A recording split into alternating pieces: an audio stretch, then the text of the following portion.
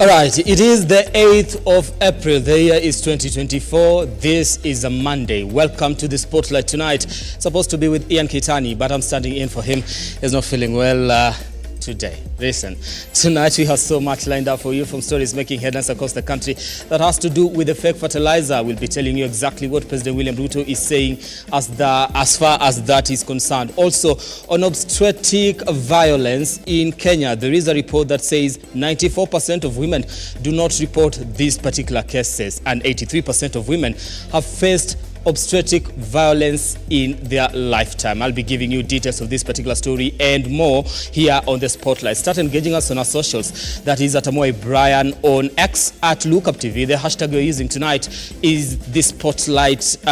Yes, the Spotlight, not KE. We're also live on Facebook and also on YouTube. You can share your feedback on those particular social platforms, and we'll be sampling some of it as we continue with the program tonight. What do we expect from you? Well, do tell us where you are watching us from and what you think about the stories we are running today. We'll be sampling that as we continue the program tonight. But first, these are the top stories tonight.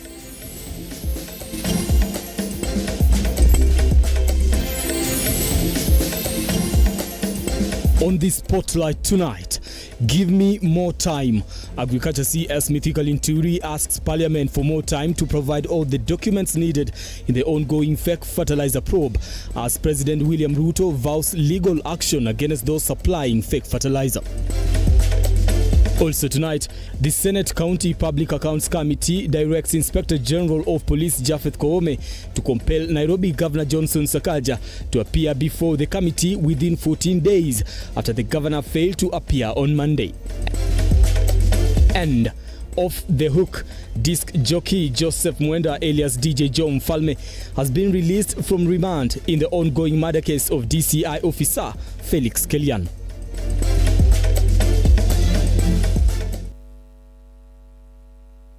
And just a reminder that you can be part of the program tonight by engaging us on our socials. I did say at X, we are at Lookuptv, where we'll be expecting your feedback on that particular social platforms. You telling us exactly where you are watching us from and what you think about the stories we are running today.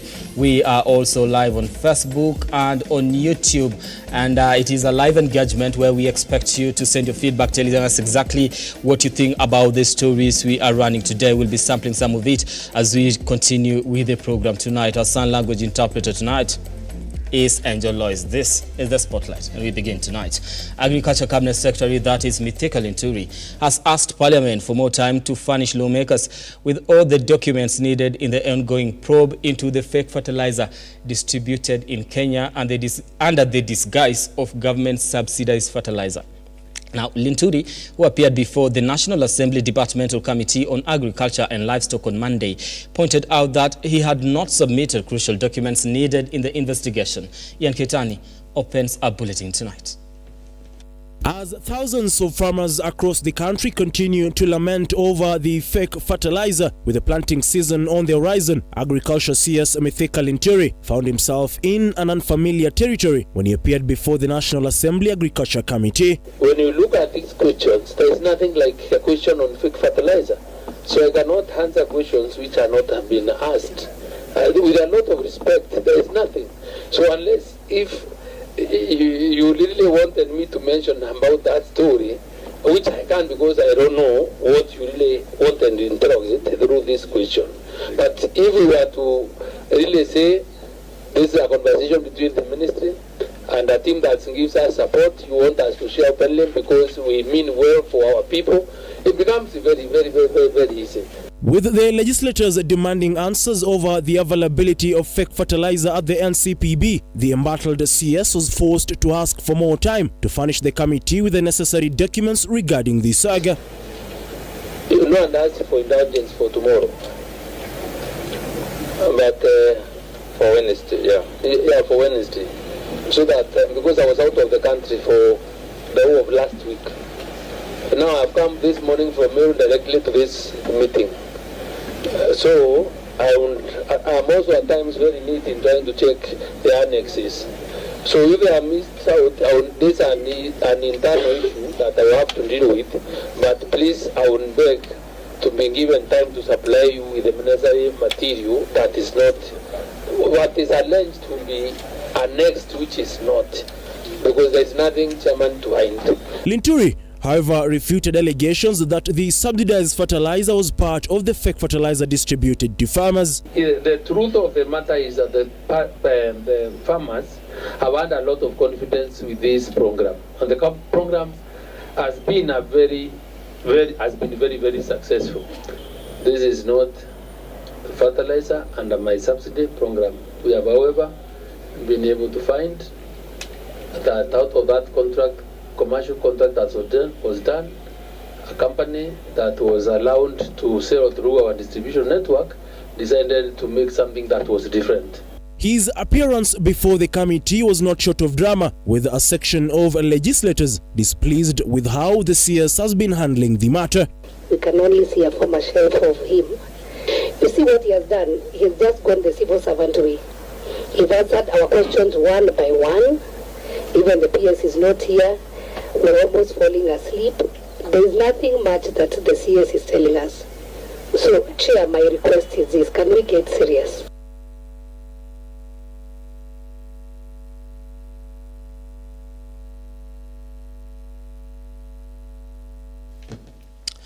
All right, away from that, as the ongoing, or still on matters fertilizer, as the ongoing probe over fake fertilizer continues, a day after 120 bags of fake fertilizer were nabbed in Bungoma County, President William Ruto has made an impromptu visit to the National Cereals and Produce Board Eldoret branch. Addressing farmers from Uasin Gishu County, Ruto assured them that there is sufficient stock to meet their demands, as he issued a stern warning to those behind the sale of fake fertilizer, saying that they will face the law. As he toured NCPP Eldoret branch, President William Ruto has come out to assure all farmers who purchase fake fertilizer will be compensated, as he took offense with the distributors, who he says will face the law. Every farmer will get the correct fertilizer, na wale watu wachache, kwa sababu kuna wakora ambao wanataka kuhujumu hiyo kazi ya muhimu ya kuzalisha chakula. Nimesema hawa watu, number one, kama kuna fertilizer mkulima amenunua na sio correct, huyo mkulima lazima akuwe compensated, apatiwe fertilizer ingine free of charge. Na wakora wote mambo yao ni matatu. This comes as authorities investigate SBL for fake fertilizer in the country. Tumepanga vizuri, mambo hii yote ya fertilizer iko sawa sawa. Tuko na kampuni karibu 4 ambayo tunashirikiana pamoja na wao.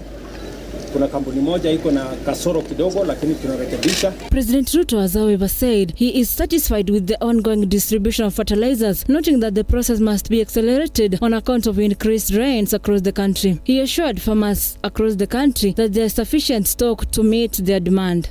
Ruto explained that he is committed to ensuring enough food production to support more livelihoods, adding that he will keep pushing for the reduction of fertilizer prices so as to make farming more profitable through reducing the cost of farm inputs to tackle hunger in the country. Mimi kwanza nataka niwapongeze nyinyi wakulima, kwa sababu nyinyi ndio wazalendo wakuu wa taifa letu la Kenya. Munazalisha chakula yenu na mnatusaidia kulisha Wakenya wengine. Hii mambo ya mbolea mimi nitasort out.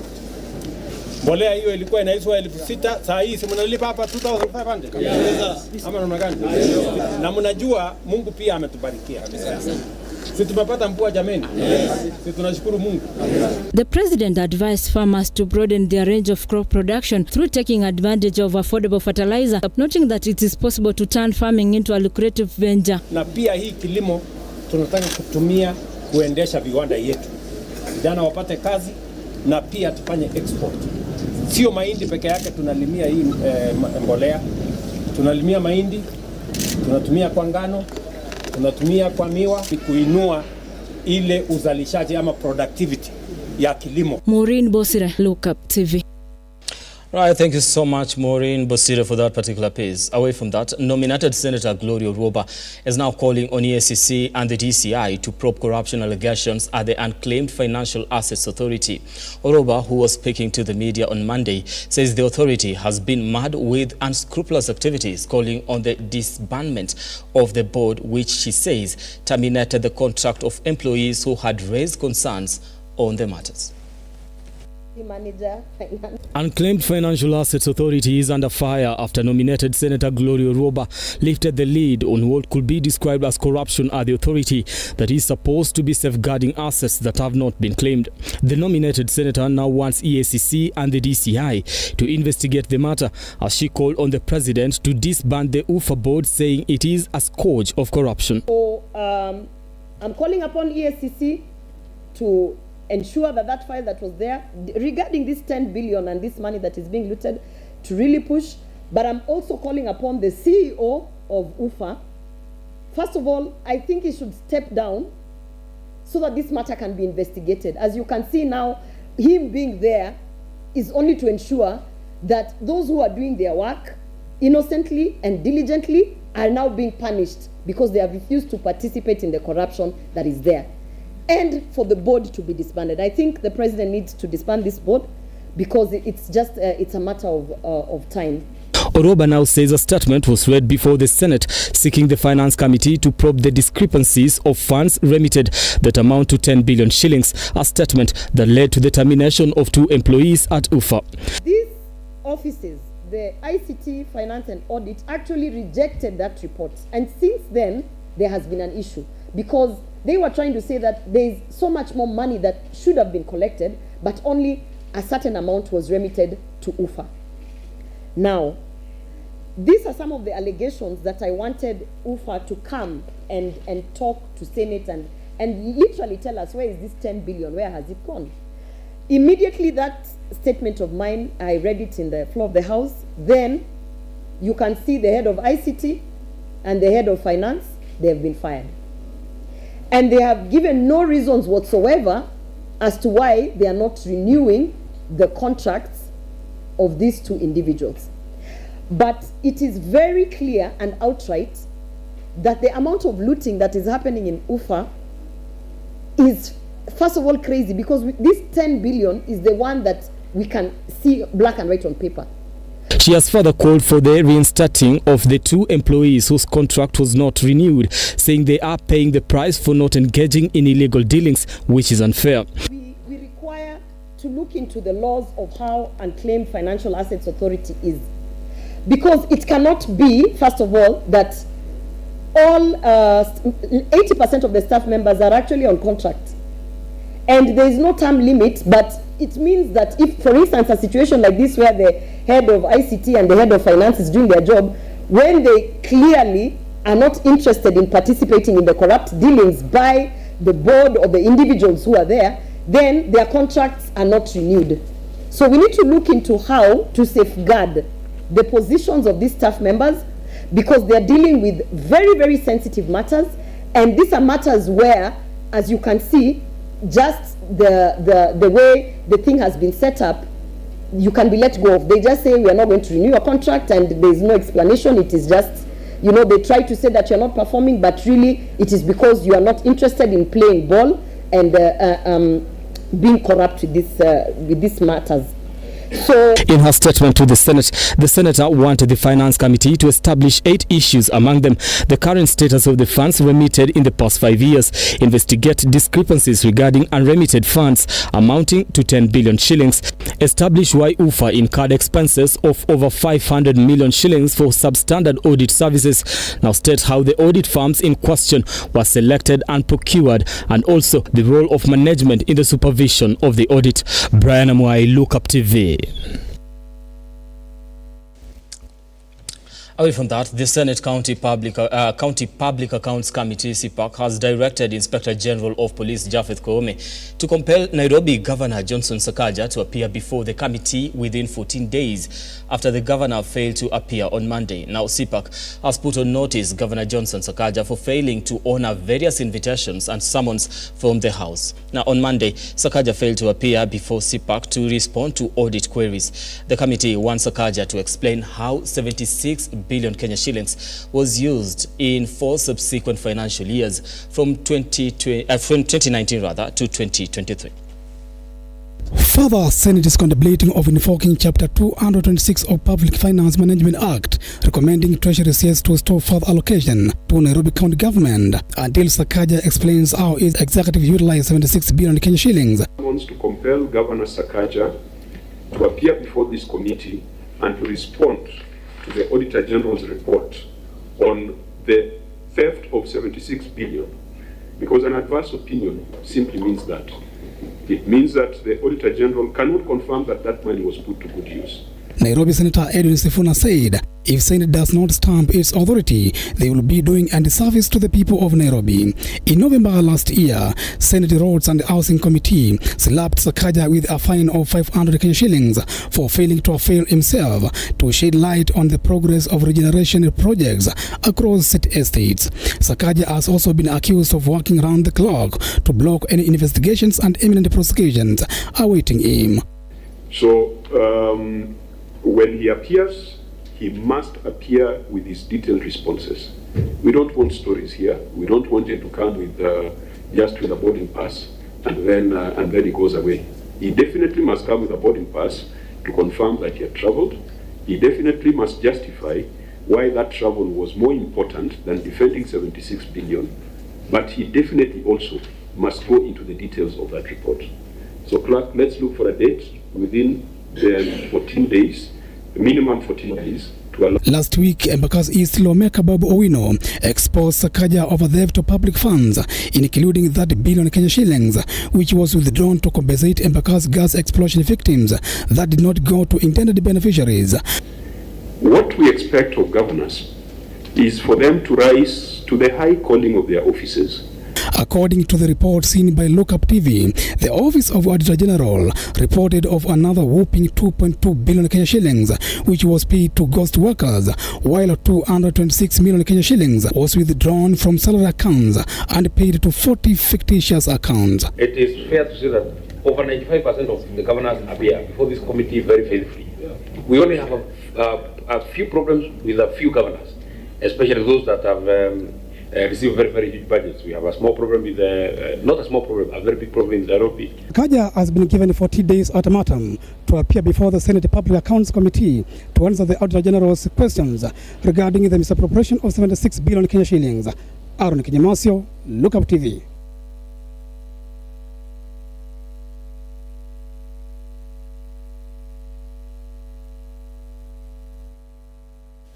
All right, so we do want to take a short break here on the program. Yes, continue engaging us on our socials at Amoy Brian, that is on X, at Lookuptv, across Facebook and also YouTube.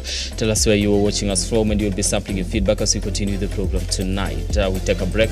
We'll be back with more, including that particular report on obstetric violence in the country. Don't go too far.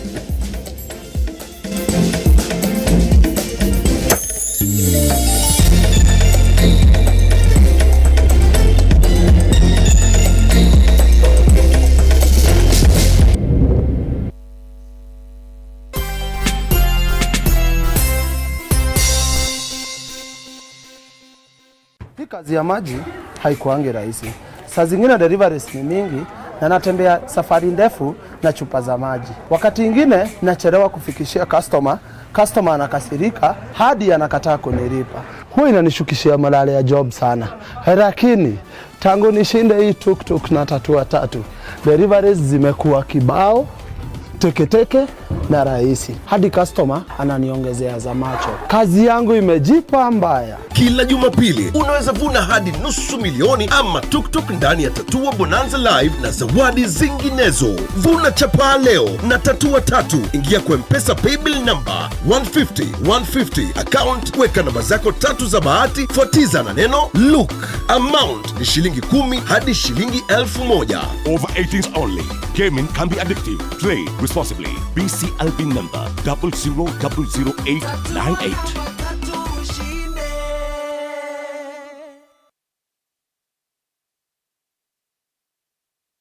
Are you a junior secondary school, a college, a TVET institution or a university and you want to advertise your intake?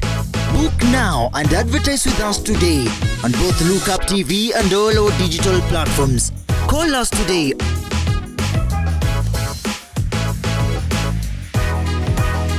email us on sales@lookuptv.co.ke.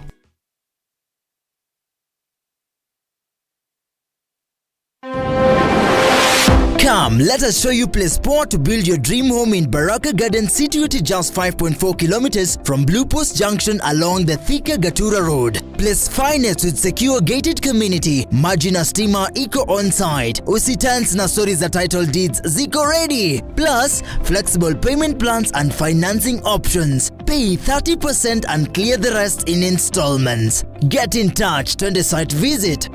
For more information, contact 0794 333 222 or 0722 668 700 or visit our website www.mahasibuhousing.co.ke. Experience the beauty of Baraka Gardens today.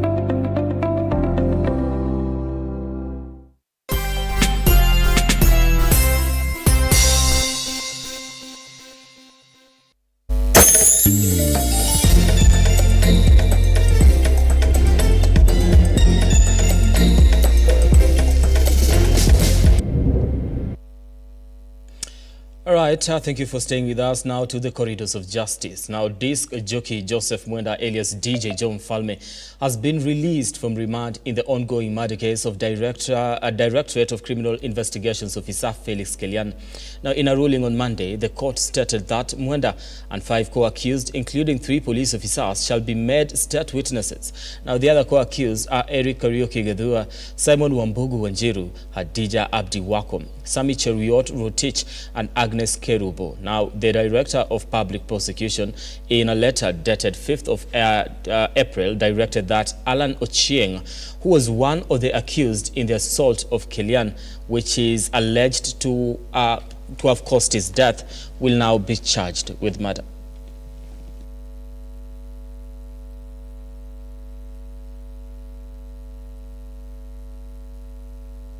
After spending time in remand, this jockey Joseph Mwenda alias John Falme is now free man and a state witness. In a ruling on Monday, Falme was released along with his co-accused and cleared of murder charges. The miscellaneous application herein is now closed based on the prosecution's presentations in court as well as the response from counsel. His release, however, is to the chagrin of the deceased family, who say that the king had indicated to them before his death that attackers were more than one person. Na mwanaharakati, nataka kutoa pole zangu kwa familia ya mwenda zake, lakini nahofia sana kwamba inaonekana kwamba hatutapata haki. Tayari kuna dhana potovu ambazo tumeona kwenye koti hii. Tumeona kwamba tunabaguliwa. Ala ni mtoto ambaye nimemlea wakati mama yake aliaga. Ni mtoto ambaye amekuwa kwa mkono ya jamii. So tunaona kwamba tayari tunabaguliwa kwa sababu sisi hatujiwezi, sisi hatujulikani. Dhana la kusema kwamba Alan alikuwa bouncer ambayo imekubaliwa na kila mtu, ili hali tunajua sisi wote mpaka vyombo vya habari vimempeleka kwenye station na hakuwa bouncer. Walibeto, the lawyer of the suspect who is still in detention, has said that his client was misidentified as a guard despite him being the hype man, adding that the suspect was detained in different cells from 6 others who are afraid. When our client, now the accused person in this matter, was arrested, he was blatantly beaten up. And he was the only one who was beaten up among the 7 respondents. Secondly, he was detained separately at Kabete police station, while the other 3 were detained at Mudangari, and the other 3 detained at RUTO. So we already saw that there was a common thread to isolate our client, the accused person in this matter, and place the blame and the responsibility. Now, away from that, President William RUTO officially commissioned the Semtech Limited clinker plant in West Pokot County, hailing it as a monumental investment set to transform the region's economic landscape.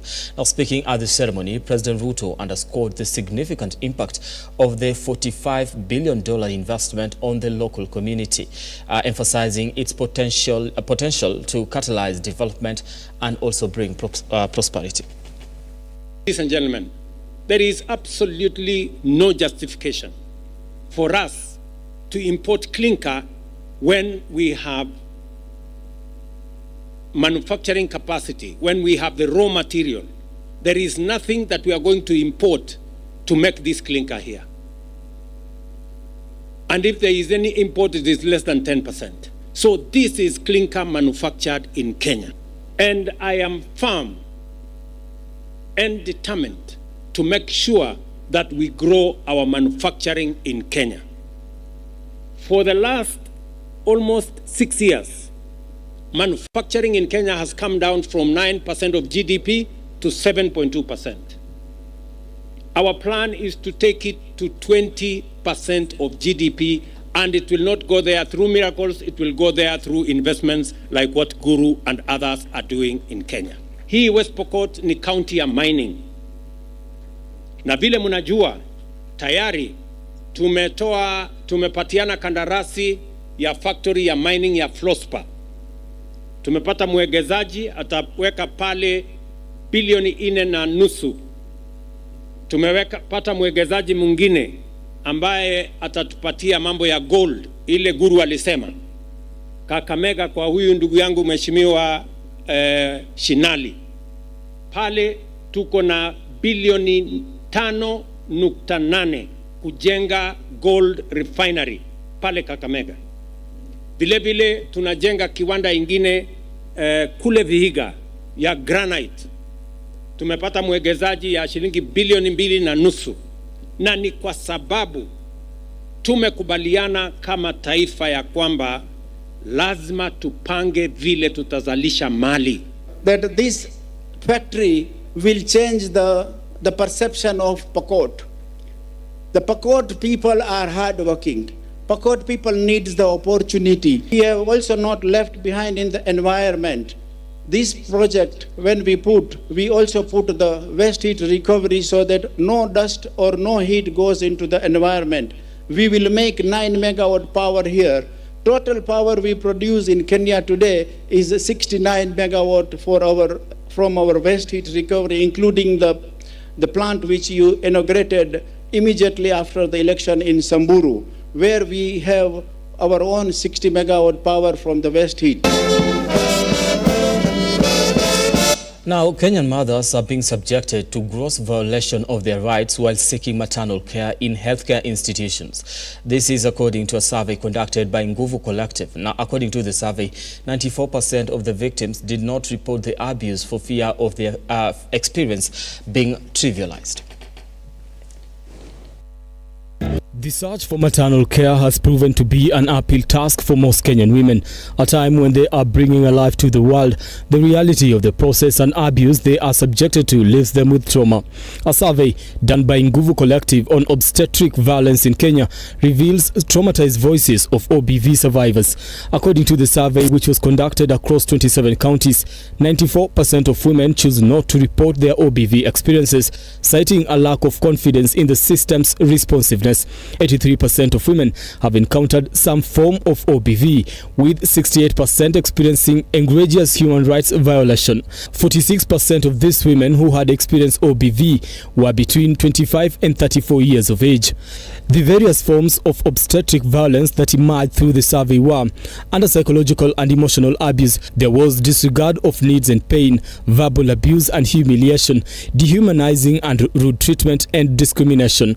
Under the physical violence and coercion, women experienced pressure or manipulation into accepting medical interventions or procedures they do not want or need. Hitting, they were even slapped, kicked, and restraining a woman during pregnancy, childbirth, or during the postpartum period. Under the medical neglect, there was malpractice and unnecessary interventions such as denial of care, unsanitary maternity settings, non-consensual pelvic exams, forced sterilizations, unnecessary cesarean sections performed without medical justification, and unnecessary medication prescription and recommended usage. The most prone to subjecting women to OBV were nurses at 51%, followed by doctors, obstetricians and gynecologists at 25%, and non-clinical staff at 19%.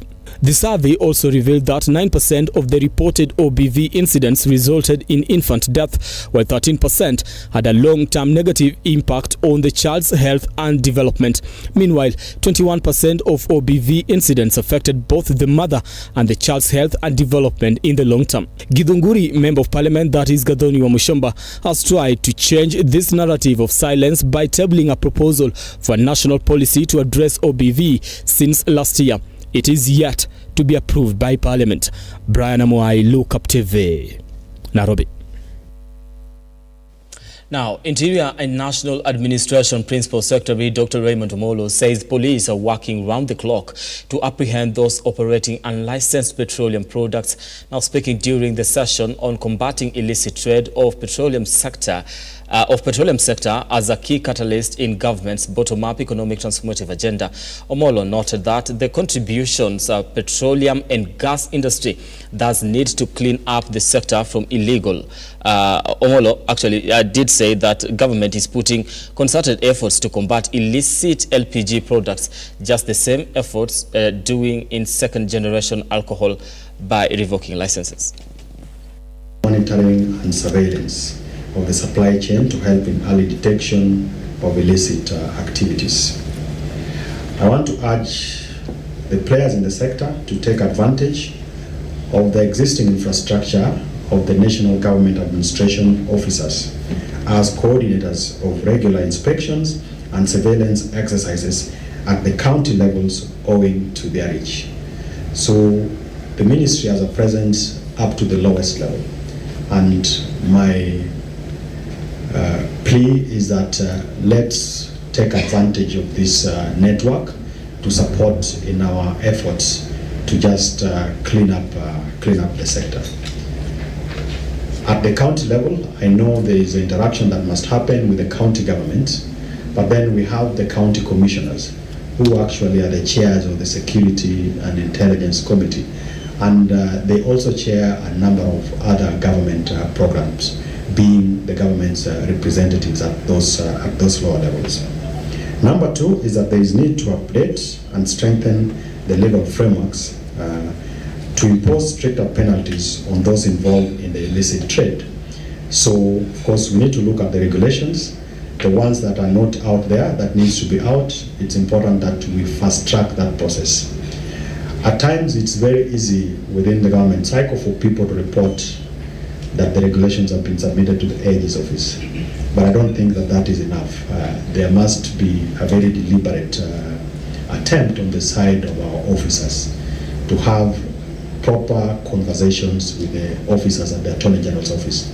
One, for them to appreciate why it's important to fast track these regulations.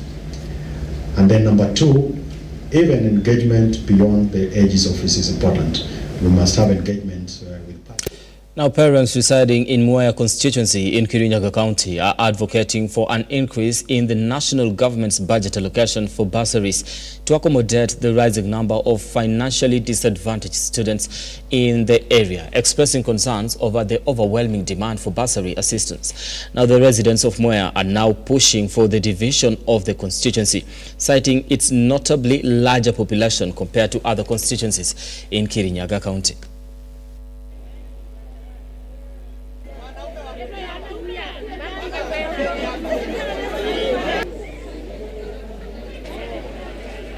Mimi tayari nishapewa fomu yangu, lakini bado kuna wengine wamesalia hapa wakigoja diposa waweze kupata fomu zao, na tuko na shukrani ni kwa sababu wakati huo uliopita tulipewa pesa na tukafurahia, na tunaendelea kushikilia mheshimiwa.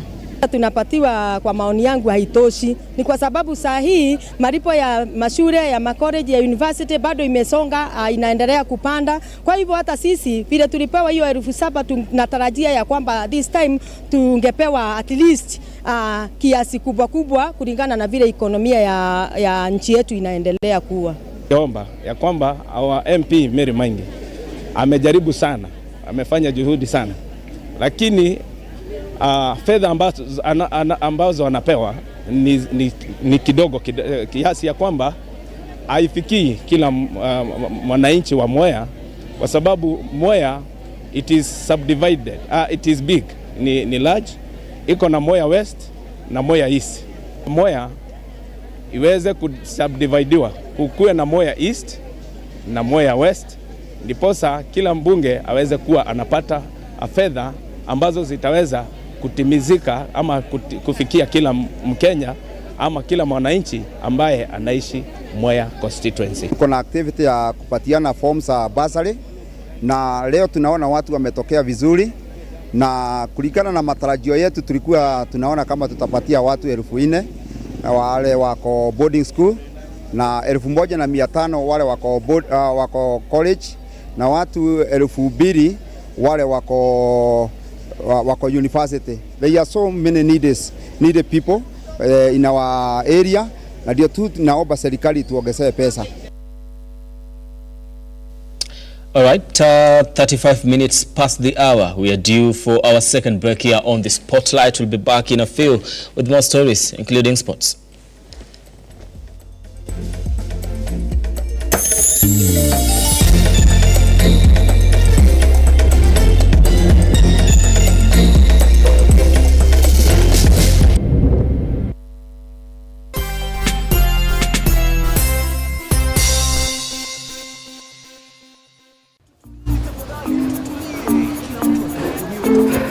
Yes, karibu customer. Jambo. Nzuri. Utakula nini leo? Nisaidie ugali na fry nusu. Nusu fry hapo na ugali? Yes. Haya.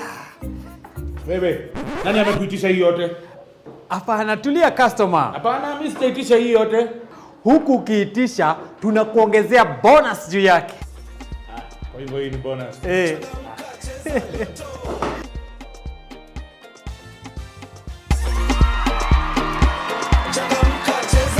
Your wins just got bigger and better na Lotto. Match your 6 lucky numbers na Lotto na ushinde times 20,000 bet yako ndani ya hourly draws. Kila siku kuna guaranteed jinue bonus times 10,000 your bet. The more you stake, the more your bonus. Jipange pia ndani ya Lotto na shopping vouchers worth 100,000 na a brand new probox kila wiki, kila Wednesday and Saturday kuna up to 200 million ndani ya grand mega jackpot. Changamka, jinue na Lotto. Ingia M-Pesa paybill 777-000. Account Look. Amount shilingi 50 hadi shilingi 2,000. Over 18s only. Gaming can be addictive. Play responsibly. This message has been approved by the BCLB. Changamka, cheza Lotto.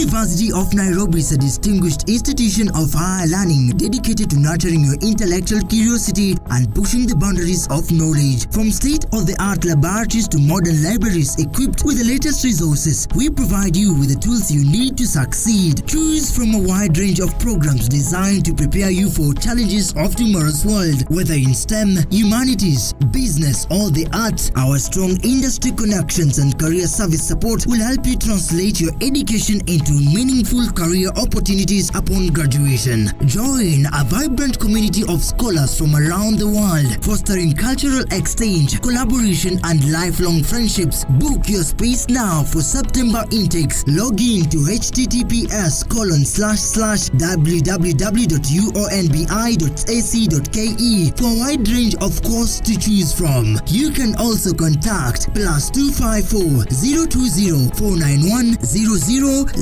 or email us at pr@ounbi.ac.ke.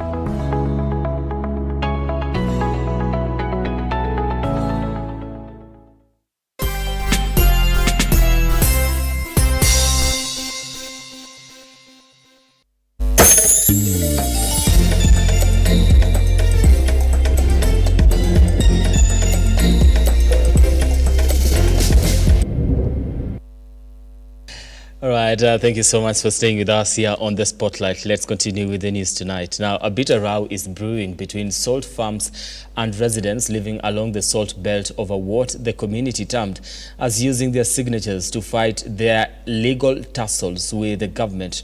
Trouble started after a salt farm allegedly used their signatures to appeal a case they lost against the Water Resource Management Authority, WAMA, to prevent them from paying a fine for using salinity water without paying the government. Lona Lorraine Ombuya now reports. Jackson Kahindi Fondo, Vice Chairman of the Human Rights Forum of Malindi Rights Forum of the Human Rights Association in Magarini, has said that the salt companies called meetings with the surrounding communities to seek their support to help them win the case. they took the signatures of the locals against their wishes, which is illegal because they took as an attendance list to change the claim that the community supports them. Pastoral communities from Pokot and Turkana counties have been asked to live in peace, especially this rainy season, where livestock pastures flourish. In a meeting held in Alale West Pokot County, the communities have been encouraged to put aside their differences and live in unity through the grazing system reached at the meeting. Kuna watu wameongezeka, sio kama hapo awali. I think wafugaji vile vile wanapaswa kubadilisha maisha yao. Maybe hata kama ni kulisha wanyama, itabidi sasa walishe namba kidogo ya wanyama ambayo inatoshana na ardhi ama mahali pa malisho ambayo itawasaidia. As the Ramadan fast comes to a close, the spirit of volunteerism is shining in the Kibarani area of Kilifi County, where more than 3,000 people from needy families have received food aid to celebrate the joyous celebration of Zakat al-Fitr to prepare them for the main celebration of Eid al-Fitr. The generous donation came courtesy of Direct Aid International. Leo tuko hapo kuadhimisha na tumefika tamati ya Ramadhan, ambao baada ya hapo atakana kila mifunga itoe zaka, inaitwa zakatul fitr. Ni kila anayefunga lazima itoe. Kwa hivyo wafadhili kupitia Direct Aid wameleta chakula, ambapo unaona leo wamekusudia familia 700 kugawanya chakula hiki. Kwa hivyo ni kiwango ambapo tunafanya kila mwaka. Lona Lorraine Mbuya, Lookuptv.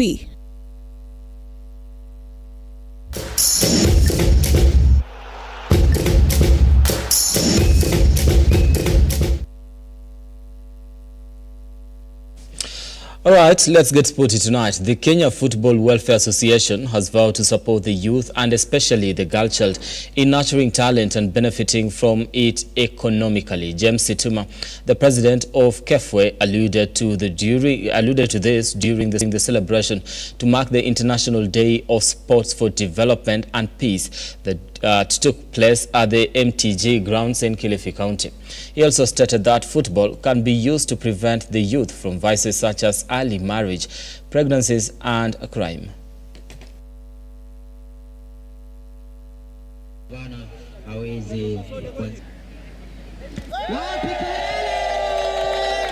Asante sana. I, from the Kenya Footballers Welfare Association, we just want to give you the support.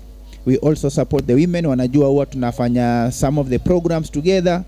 Na nadhani pia with the where you sit as naibu wa governor, I know we can start also maybe incorporating with your programs na pia senye tunafanya kwa organization, because of course we represent players legally, but again we have so many products kuona kwamba apart from maybe representing them legally, pia kuona wametoka from one level to another. So we will also support your ideas through the MTG, kuona kwamba sports in general in Kilifi County inatoka from one level to another.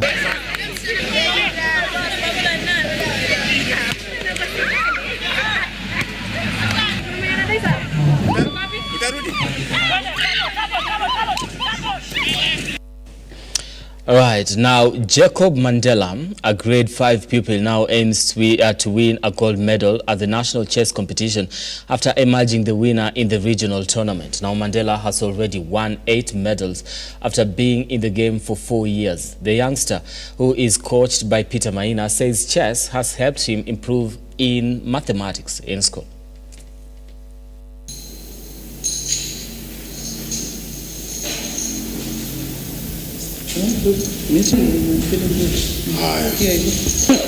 When it was the day for doing chess, I normally tried my best to finish my classwork first before I went to play. And also at home, I used to finish my homework first before I play online games and do my puzzles. I've improved maybe in math, and because chess helps me calculate a lot. When I do my puzzles, I learn more about calculation. I am going to play in the nationals from 5th to 10th of April. I would like to get another medal or trophy or even become top 10. We are gearing up for the nationals after emerging first in the regionals.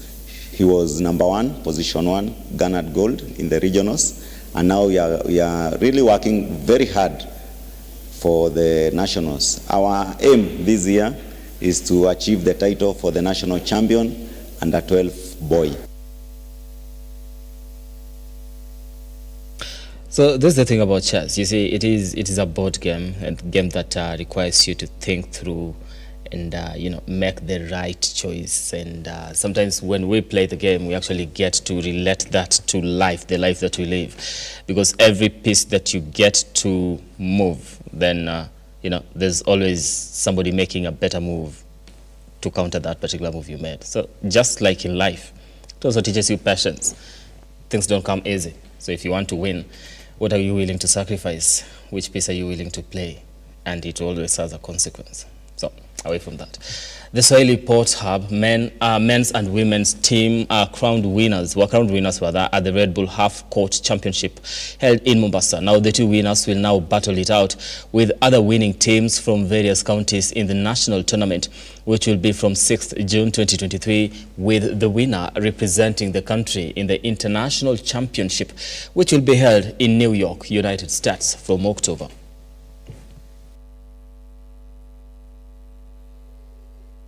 We were sure because we prepared a lot. Yeah, we used to create time to come for practice. The time was not much, but yeah, we had to create time for us to train. Yeah, and we were ready for this. Women basketball is underrated, more so in Mombasa, and we had to make a difference. At least people to see that, yes, basketball for women must go up. Sincerely speaking, this year the team's performance is different from the last year performance. This reflects on the local league which we have here in Mombasa. We have a very vibrant local league which has shown us today the level of the competition and the talent we have in Mombasa. So I'm very happy for this level. In fact, I've also seen some new talent to tap to our national team of Kenya in 3x3 basketball.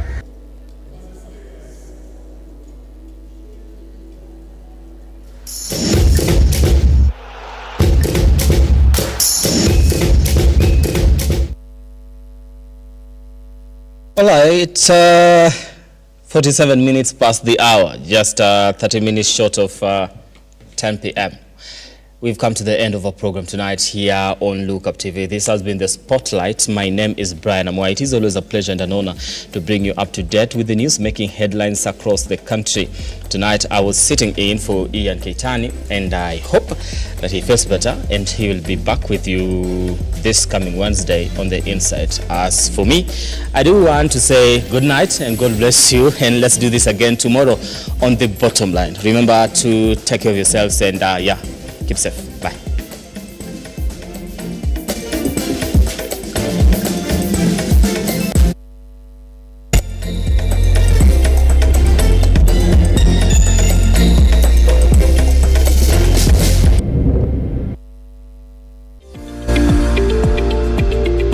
We value your feedback and welcome your complaints about our programming and operations. Feel free to get in touch with us through 0700-893-542 or send us an email to info@lookuptv.co.ke.